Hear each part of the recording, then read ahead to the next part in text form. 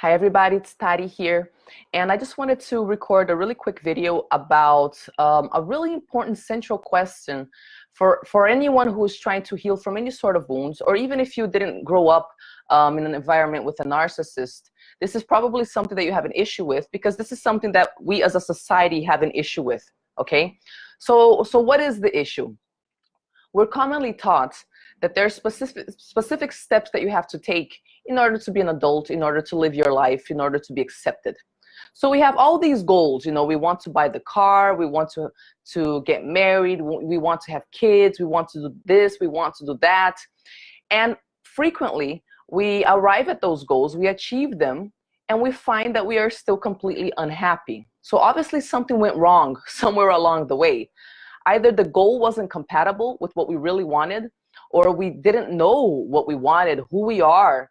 And this is a very common wound for daughters and sons of narcissists, to not know who you are, to not know your preferences, to not be aware of what you want to feel, of what you want to experience before you die, before you leave planet Earth, of the sort of relationships that would actually be healing and nurturing to you, of the sort of life experiences that you want to have.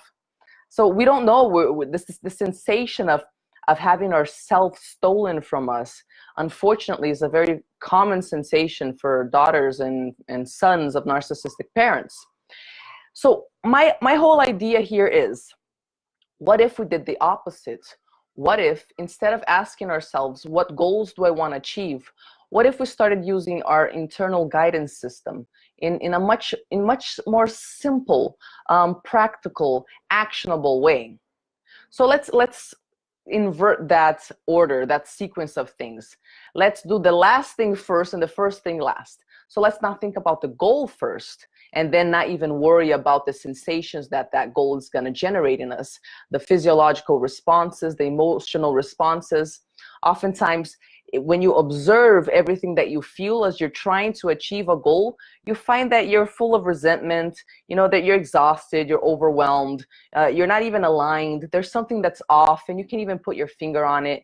So let's do the opposite. Why don't we figure out first and foremost what it is that you want to feel? What sort of sensations do you want to be filled with day by day?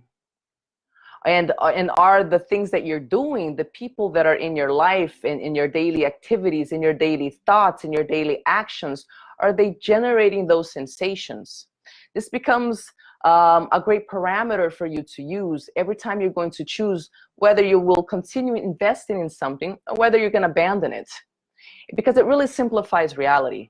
Once you have the courage to go off to some, you know, quiet corner in your house, turn off your cell phone, make sure that you have like this intimate moment with yourself. And if you can just ask yourself in that quiet moment, what is it that I want to feel? What's the name of the sensation that I want to feel day by day? What's better than what I'm feeling? Often when you have childhood psychological wounds, you carry so many heavy sensations for so long.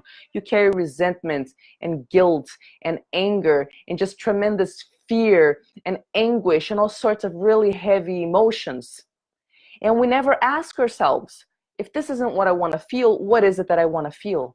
And maybe you'll find out that you want to feel other things that are a hell of a lot lighter, such as gratitude, such as excitement. Imagine waking up excited about your day, such as connected, you know, feeling connected not only to other people and to life itself, but to your own intelligence. So that's the question that I have for you today. Instead of thinking about activities or goals that you want to reach, let's start with the basics. Let's go back to basics. And what I want to ask you is, what do you want to feel on a day-by-day basis? If you could feel something when you wake up in the morning and when you go to bed at night, what's the name of that sensation? So that's my question to you. Leave your answers in the comments. This is a great little activity for us to stop focusing on everything that's wrong and start having like an actual, you know, like northern star to guide us towards what we want. And it starts with knowing what it is that you want, because maybe you have no clue. All right. So let me know what your answers are in the comments. I love reading your answers. I love reading them. I'm gonna make some videos that you guys requested. And I want to know what other types of videos you want as well, because I'm gonna be making lots of videos, both in Portuguese and in English. And so let me know, okay? Oh, if you like this video, make sure you share it, subscribe to the channel. And I also have a Facebook group in English now that I'm starting up for children of narcissistic parents. And there's lots of like exclusive content that I'll be sharing over there. And so make sure that you join the group as well, because it'll be a safe space where you can talk openly about what you're going through with like an actual focus on, you know, being able to generate positivity and not just being complaining about our parents, because we can do that forever, right? And that's also a way of remaining shackled to them. It's a way of just perpetuating the same wounds. So let's focus on how to get out of that. Let's focus on what we want to generate for ourselves. And that's the question for today. What do you want to feel? Love you guys. See you next time.